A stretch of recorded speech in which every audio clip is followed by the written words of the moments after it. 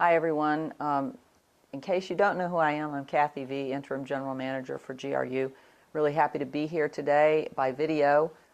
We decided to try to communicate with all of our employees via a new technology, at least new for us, probably not new in the world, but we are going to be doing some video clips. I hope you like it. Please feel free to send any other questions you have to me or to Maggie Crawford.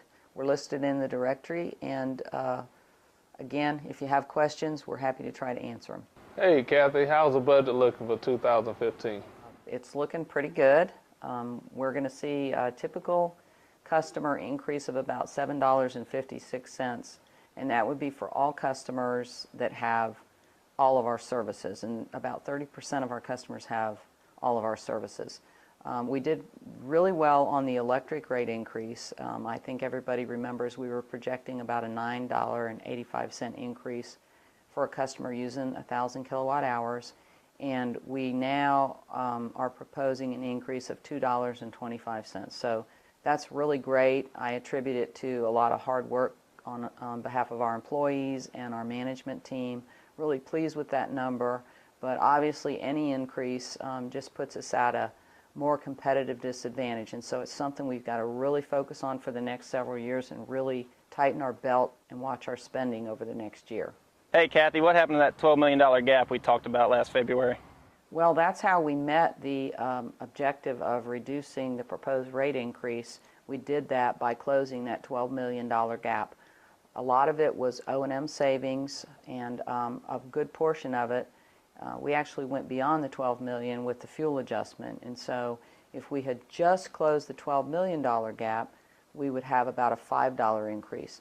But we did further, we did a lot better with the fuel adjustment, and so we're down to $2.25. We kind of challenged employees to provide us with great ideas, and we set up an email account, and I believe every idea that we received has been responded to, that we received it. We're looking at different ideas. Some of the things that came out of that, we're looking at some of our rates that we've had in place for a long time and maybe needed to be updated. We also had some ideas for new rates for specialized services to certain customers.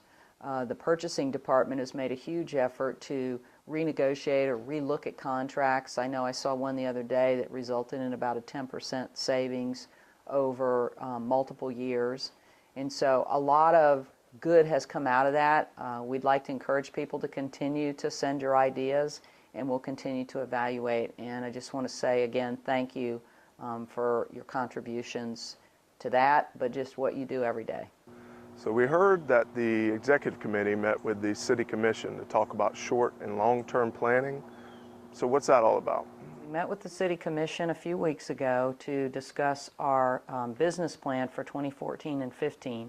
One of those objectives was to close that $12 million gap. Now that we've achieved that, we'll be developing a new objective for 2015. But we also talked to the City Commission about developing a vision for GRU and strategic objectives for coming years, so a 3 to 5 year business plan. The City Commission came up with several categories of items that they would like for us to focus on. One of them was in the financial area, maintaining our AA rating, which has a tremendous advantage to us when we borrow money. The other one was around customers, trying to be more transparent in getting our trust scores higher, and also providing more services and customized services so that our customers feel very empowered.